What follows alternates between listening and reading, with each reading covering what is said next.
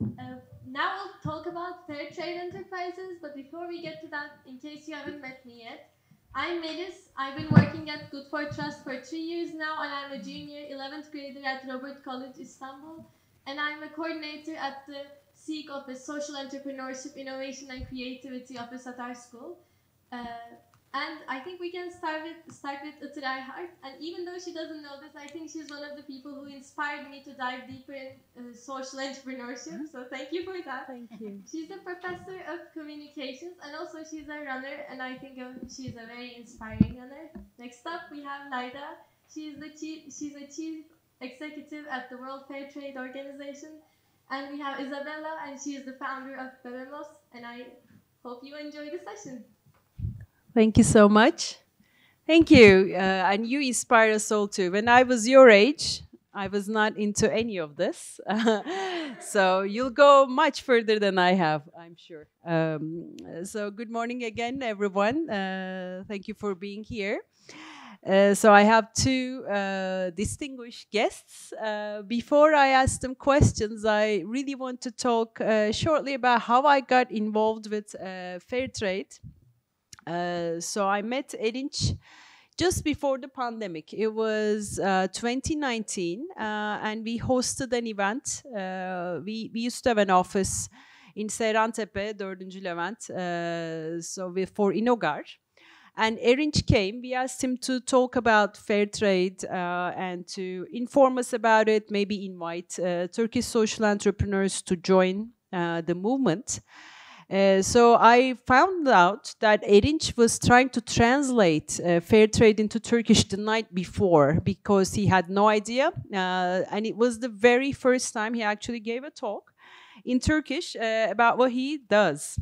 But it really inspired us. So we as an ecosystem, so İNOGAR, İDEMA, İhtiyaç Haritası, got really into the idea. And we applied for a project, so building networks of social enterprises and introducing Turkish social entrepreneurs with fair trade. So we gave them talks, we gave them trainings, and then that's how we learned about fair trade too.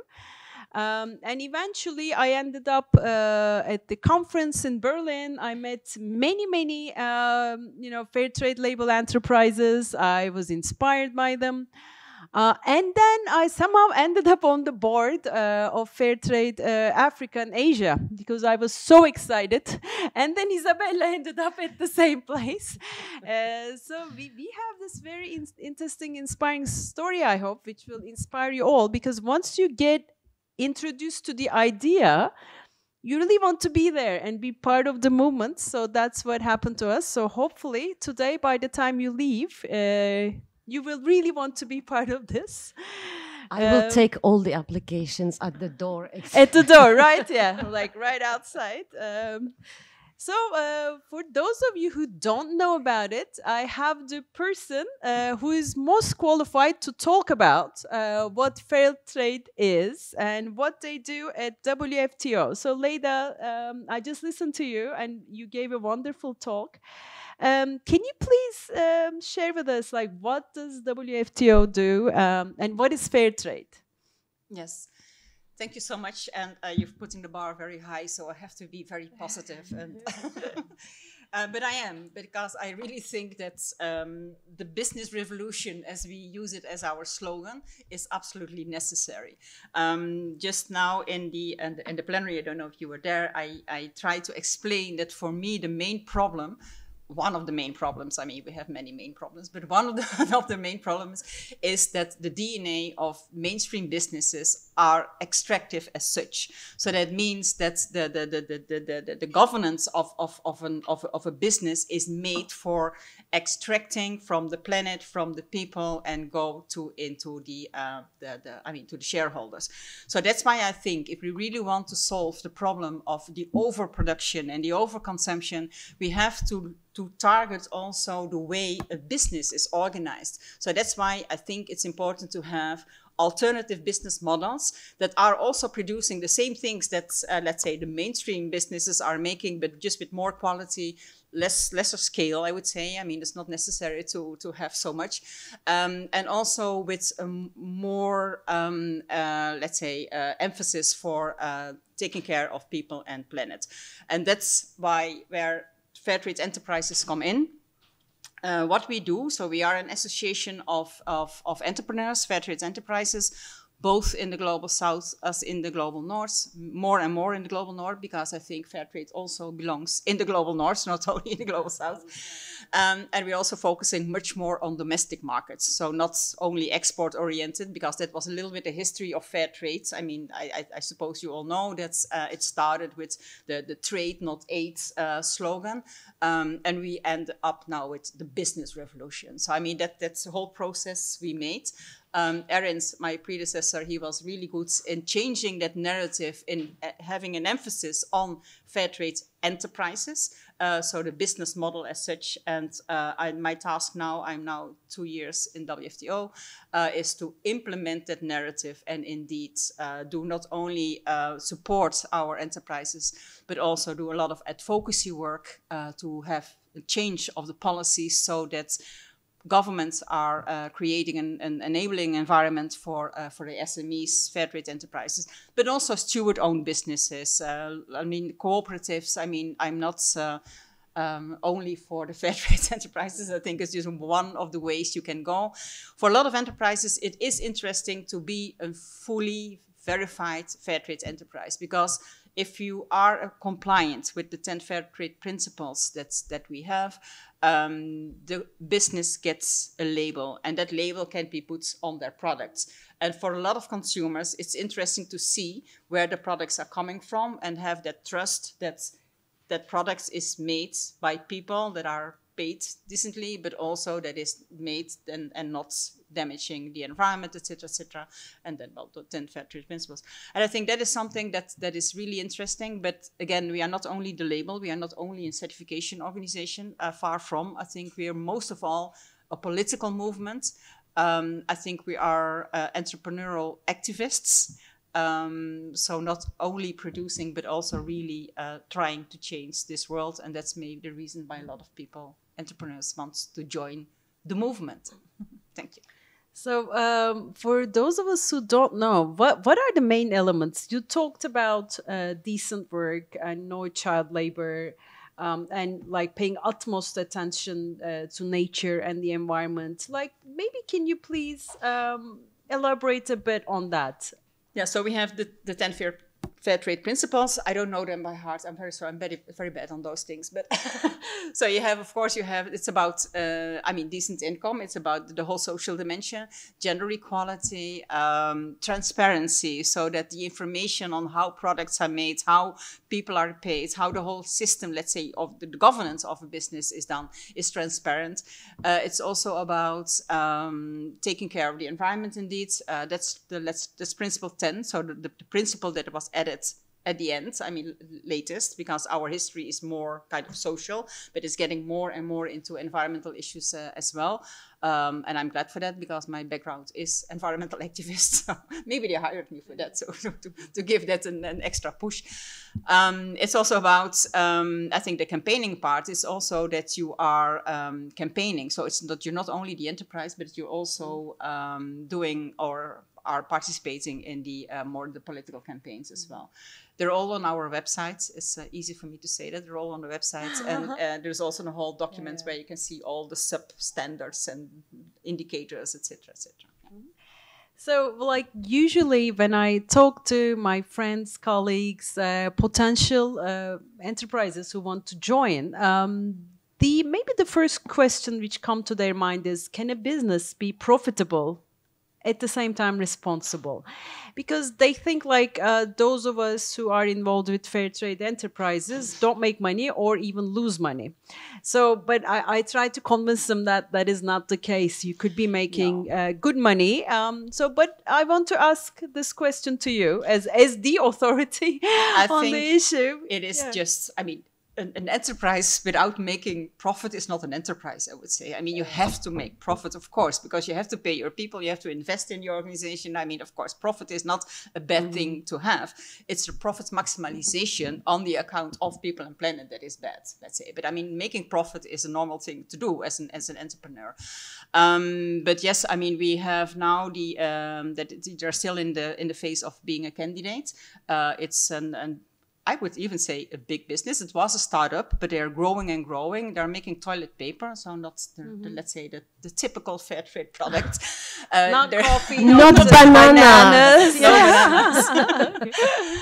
But they are growing as really very, very fast. I mean, they're already making 50 million of profit. So it's not about making not the profit, but then half of the profit goes into investment of toilets and sanitary things in Ghana, because they're working there. I mean, the paper is made of bamboo, so they work with farmers in Ghana.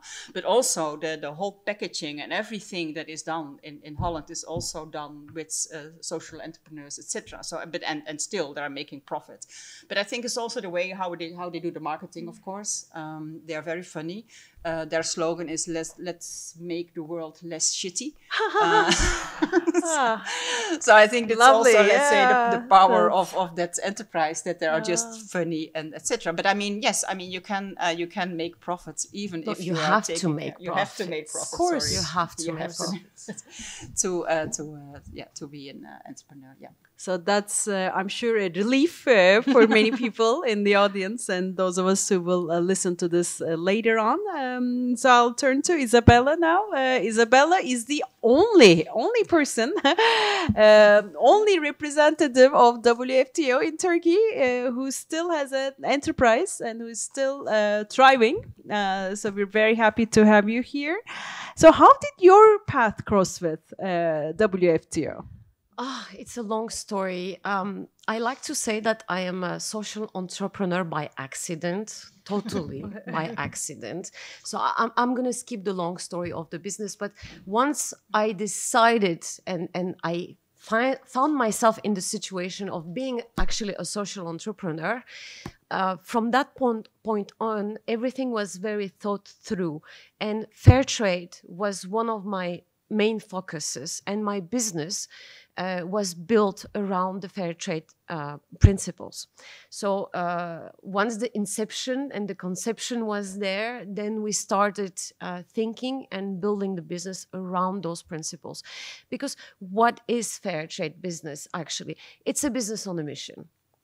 It's a business on a mission, which is different of making your shareholders rich, you know, buying them a plane and a second house and etc. It's a business with a mission, but it's a business. It has to work. It has to make profits. But there's this duality of the business word and the mission word, which is kind of brought together under one. So 12 years ago, I become, by accident, a social entrepreneur. I run today actually 2 businesses and a non-profit. We work with underprivileged mothers here in Turkey to produce toys and other handmade products. And I have another business in the US, which is basically selling and importing those and distributing them around the world. But the idea is that we care about our workers, we care about women empowerment, and we care about the environment. Our products are slow manufactured, are made with organic materials, are made by hand, so all the carbon footprint, the machineries, etc., and have a purpose of providing flexible work opportunities to moms in Turkey mainly, and now beyond, because we're growing, so that those women who are excluded from the job market. I'm not sure if you're aware, yesterday I posted it, the 2023 gender gap report from UN Women was published. And if you look at Turkey, for a woman who has a child above 3 years old, only less than 20% are included in the job market. So that means 80% of women with children above 3 years old, I'm not talking with babies, I'm talking above 3 years old, are not in the formal job market. So there is a huge gap here. And our mission is to kind of fulfill that gap and to give them the opportunity to work in a flexible way, work from home if needed, bring their child to our facility, etc., etc.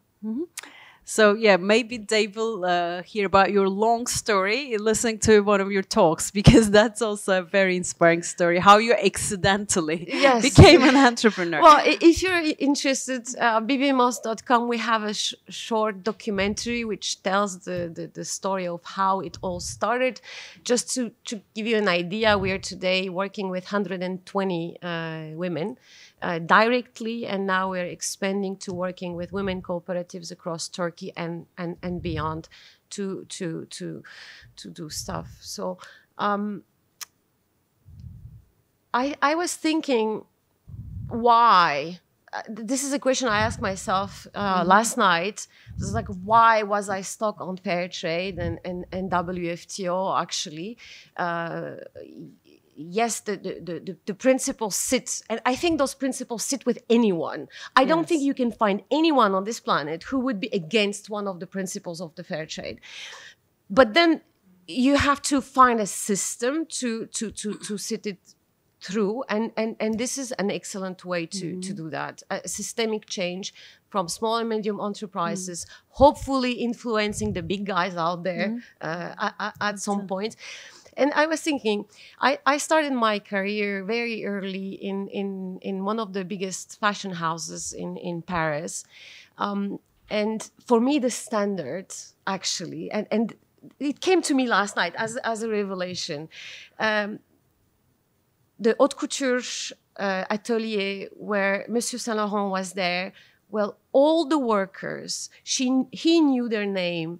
He knew how much they were making. They were paid well. They had an amazing work environment, etc., etc. And I think deep down, because those were my formative years, around 16, 17 years old, it set with me. This is the standard. Fair trade is not some kind of a goal. It should be the standard for every single business out there, bigger or smaller. No, excellent. But you see, like some people, you said no one would disagree with us, but sometimes like we just either don't prioritize or we end up saying like, that's not possible. Okay, that's the idea, but how is it possible? So can you share your challenges? Like, did you ever feel that way? Or how did you overcome those challenges? So to answer, it is possible, and you can go and ask every single WFTO certified enterprise out there. It is possible. So that's off the table. What are our challenges? If you're an entrepreneur or if you're a fair trade entrepreneur, we all have the same challenges. I don't think there is any more other challenges. So it's a long list. If you try to build a business, you will have all the same challenges. I think you agree with me. What is a little bit more challenging is that duality. We are not here just to make money. We are here to make money to sustain a mission.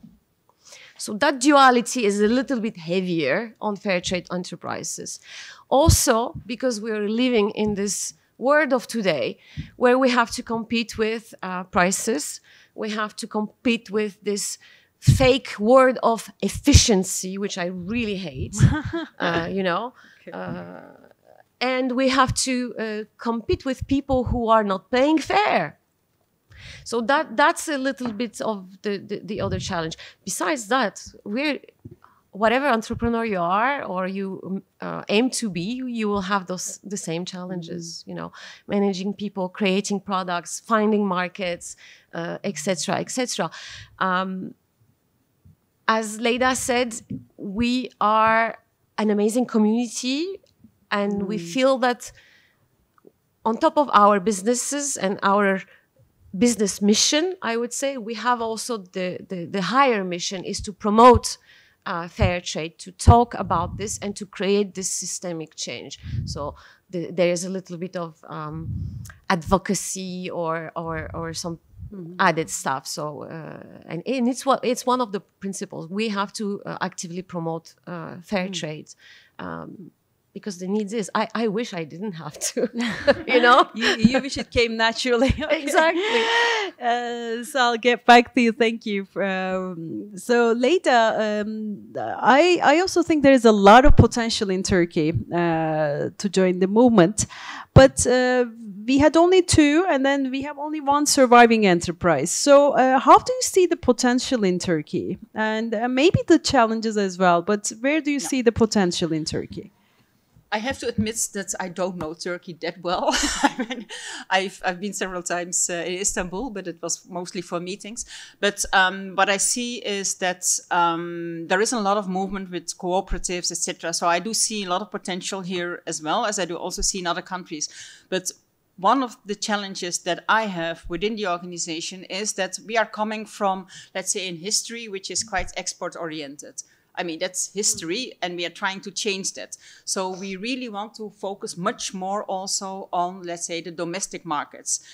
Because you have a lot of cooperatives, a lot of social entrepreneurs that have no ambition at all to export, nor in the north, nor in the south, because they are focusing on domestic markets. So one of the things that I'm now elaborating, and I'm kind of pushing our members. I mean, I know it's not possible because as the chief executive, I have to listen to the members, but now I'm doing the other way around. I'm kind of pushing the members to really also think about having a domestic label, because I think that is, and then also a domestic label that doesn't need to go through our monitoring system in Holland, which is, I don't say it's complicated, but it's for smaller enterprises still a lot of paperwork to do. I mean, the label is not for free. You have to fill in all the forms. It's a self-assessment reports. It's still 40 pages. It was longer before, but I mean, we already simplified it. But let's say, so I think there I see a lot of potential, not only here, but in a lot of countries, if we really can also invade domestic markets with domestic social enterprises or fair trade enterprises that have as I said, a lighter monitoring system that can be monitored in Turkey itself. And then you have to see who is going to do this, etc. That means that will be less membership fees because, nothing is for free except the sun. So that means, I think, where we can grow, and it would also help me in the let's say in the ambition that we have on the business revolution, because I think business revolution also means, as I said also in the plenary, more local businesses, more local and domestic markets where possible. I'm not against exports. I mean, I'm very happy that we still have people that are exporting coffee to Holland, because I'm kind of addicted to coffee. So and that's not, we don't have that there. So it's not about that, but I think there are a lot of things, for instance, the fashion or clothing. I would not call it fashion because I prefer the word clothing, because fashion is also a kind of marketing thing that you have to keep up with it. Yeah, to keep up with it, etc., and change every time. But I think that's something that you can, I wouldn't say easily, but you can do much more domestically.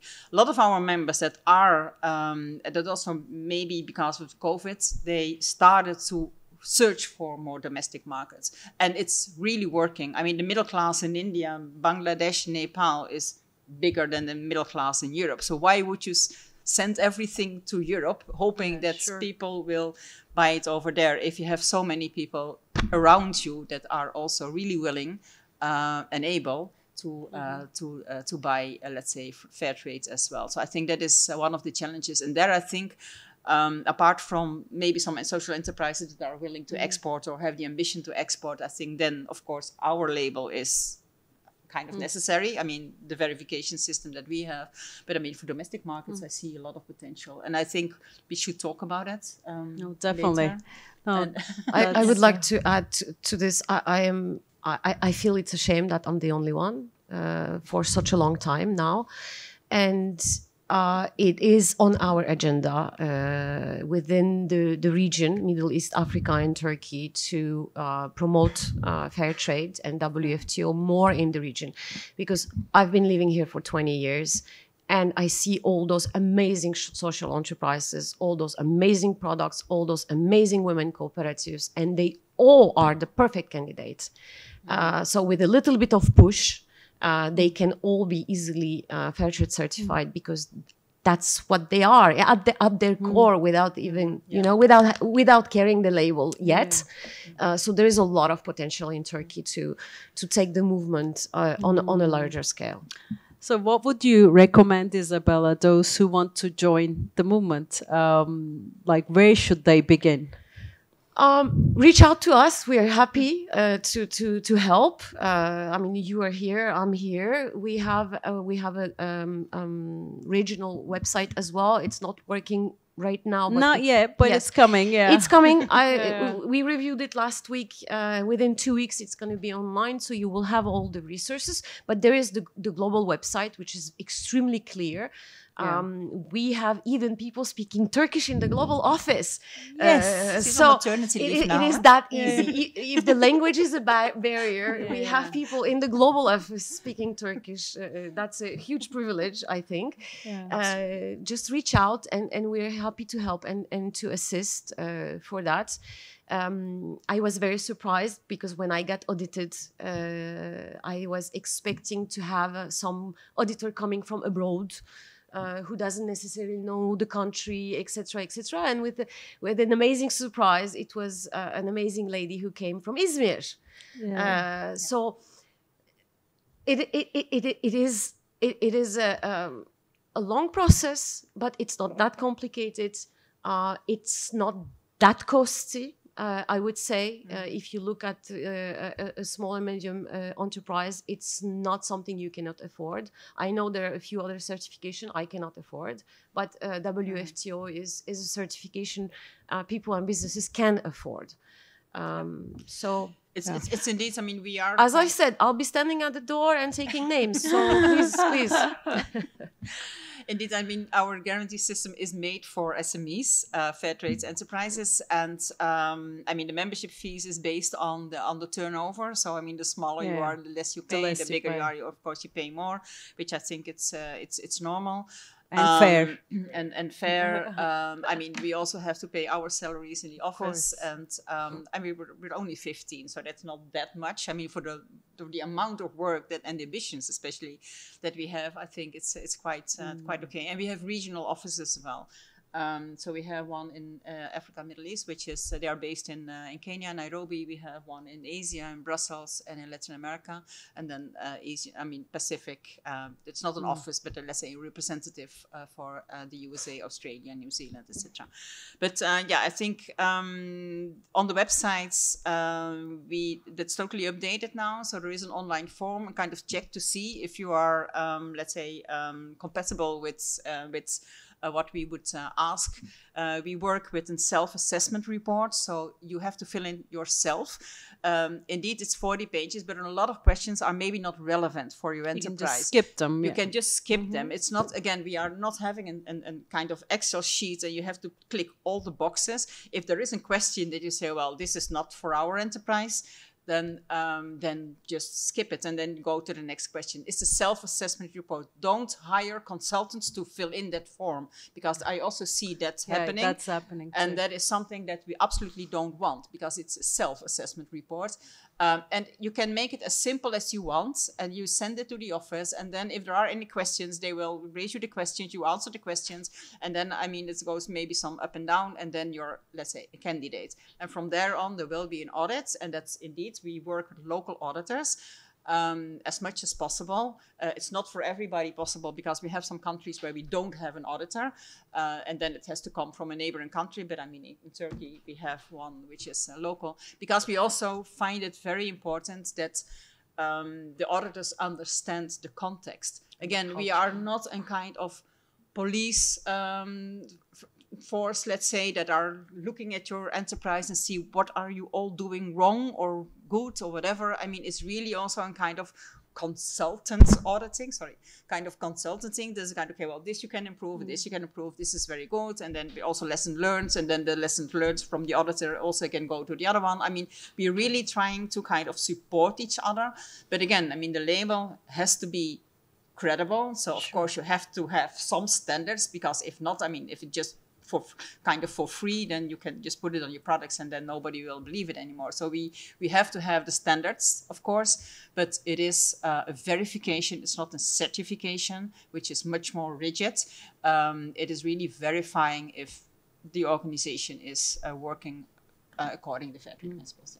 So thank you so much. Now I'll open the floor to questions. I think we have a few questions. Yeah, I think that was very clear and encouraging. So we'll see. We should set us a target, maybe 10 by the end of the year, at least, you know. Izabela, what do you think? At least. I will. Yeah, I want those materials you guys have in Turkish available to put on the website and for people who are inquiring. Yeah. So thank you very much for your discussion. I want to ask a fundamental question. Do you think there is an ethical limit to profit? And how do you define this limit? According to what criteria? Maybe this was covered, but maybe a bit late, so. I do. Personally, I do. Maybe we can both answer, or all of us answer. I think there is. It's not only about living wage. It's also about where the profit goes, how it's shared. It is not acceptable that in my sector, in the handicraft sector, that the person who makes the products pours his, arms and soul into that product, receive 7% of the final price of the product. That's not okay. So for me, there is an ethical point. Now, where to put that limit or barrier is very hard to define, I would say. We really have to look at industry by industry and product by product. For me, in my business, we think that at least 40% of the price of the product should directly go to the person who makes it. But that's my standard. It might not be true for everyone, but I don't think that gap should not be a huge gap. Yes, business has a cost. Yes, they are middle people which are kind of inflating the price of the product from where it's manufactured and where it reaches the consumer. There are costs incurred, transport, taxes, and etc. And of course, everybody has to make a living. So me, as an owner of my business, I do have to make a living too, but that gap shouldn't be that huge. So most of the product price should go to the worker, to the materials, of course, to finance the business. But nobody should be. We saw those. I made this dress for $0.6. I bought it for $50, and that guy over there made $7 billion out of the whole project. That's not acceptable. That's not acceptable. Yeah, Leida. Yeah, I don't think I can add much more. I think depends a little, indeed, about the sector, how much profit you can make. I mean, I just gave the example from the good roll, which is the making the toilet paper. I mean, they're really on a big scale. So indeed, that means that they also have more profit. But I mean, they spend 50%, I think, of the profit goes into projects which is with the workers and the communities around the world. So I think then I think it's fine. Yeah. It's really about what are you going to do with the profits. It's for me the main question. Yeah, I have one sentence to add maybe to your question. Like, there shouldn't be a huge pay gap in the company. So times 5, 6, okay, maybe acceptable, but maybe. I met businesses where it's like times 110. So that's not acceptable. That's not ethical. So that should change. Definitely should change. And there are ways to redistribute the profits. Just to give you an example, we are a limited company, so 2 owners. But we decided that when the company makes profits, 60% of those profits are reinvested into the growth of the business, so growth of the mission as well. And 40% are distributed on equal basis to all our workers. And whatever premium I get is the same percentage than the person who is working for me. We're just all equals in the company. That's how we solved it. Then make as much profit as you want, as long as you use it for good and as long as you reward people who give their lives to your business.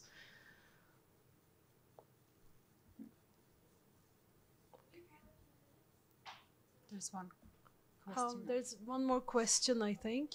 We'll take your question too. I think that will be the last question. Right? That should be our... Yeah, I'm checking the time. We're doing good on time too. Thank you. Very interesting insights, all of you, and thanks for moderating this session. A curiosity I have by just observing some amazing change makers in India, Sweden, US. I'm not sure about the context here, but many a times, like, you know, this journey to be more active in being fair and sustainable, like, of course, bigger companies need to take it because nowadays they have to. And then among the MSMEs, what I've noticed is there are some micro entrepreneurs and small entrepreneurs who are like the early adopters, or like, I don't want to call them the woke people, but you know, they're the people who are very conscious and they will make these kinds of purpose-driven businesses. But like, if we look at the diffusion of innovation chart, or like, you know, the stages of it, or the different types of organizations. So we have the early adopters, but then we also have the early majority and the late majority. And like, my curiosity always is like, how do we support a lot of these family run businesses or the very local like organizations in their journey as well, because they may or may not deploy these practices already, but I feel, at least like in India, I think they make 70% of the businesses. So curious to hear your thoughts. Leida, I think. Yeah, that's real. Last year I went to India, so I visited many businesses, I mean, fair trade enterprises, I mean, our members in India, Bangladesh, and Nepal. And I was really, very surprised about the activity of the entrepreneurs in Asia, I think, in general.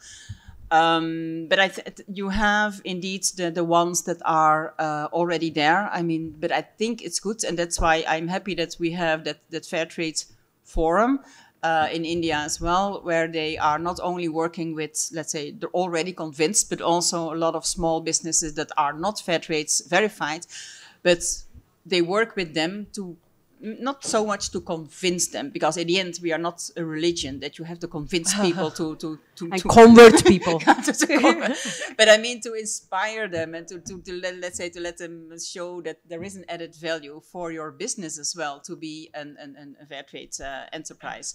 But I think in India it is growing also, let's say the medium ones. I mean, we have now the Plastic for Change, which is a kind of big business. They are working with waste pickers, plastic waste pickers. They give them a decent income. They give them, let's say, healthy working circumstances, etc. And they are getting quite some scale. And they are now discovered by bigger businesses like Unilever to have plastic bottles for their shampoos, the Garnier, and that is made by recycled plastic pulp from India, I mean, from fair trade business. And I think, and that is something that inspires also others, because you have the real small ones that I said, I mean, are more into the local domestic markets, but you also have, let's say, people that are ambitious and want to have a bigger enterprise and want to export. And I think on plastic, recycled plastic pulp is something that you have a lot in India, I mean, also in others. And especially in that sector, you have a lot of, very bad working circumstances for the people, and no income at all. It's very informal. So I think it's good that people take that up. And then I'm happy that they are inspired with the fair trade principles to at least have a company that is according to, let's say, our ethical norms. To add to that, I wish there were more initiative, government backing, maybe NGOs supporting those schemes and supporting those enterprises to reach that point. We have now a memorandum of understanding with Morocco.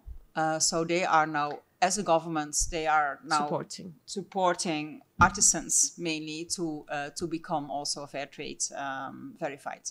So country by country, it's going to change. We are here to advocate for that. I've been shouting to whomever wants to hear here in Turkey that fair trade is the way to go and that there's no other way. It's the only way.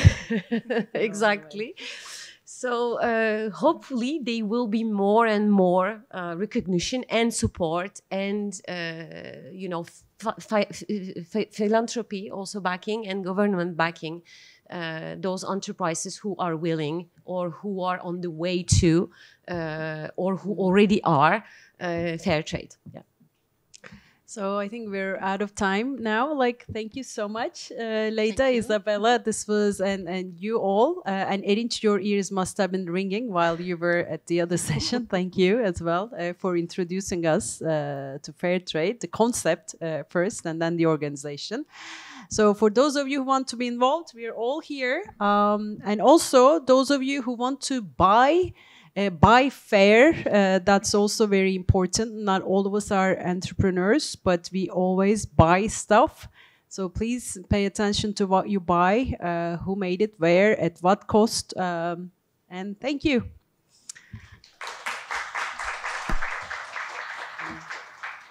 Thank you everyone for joining us today.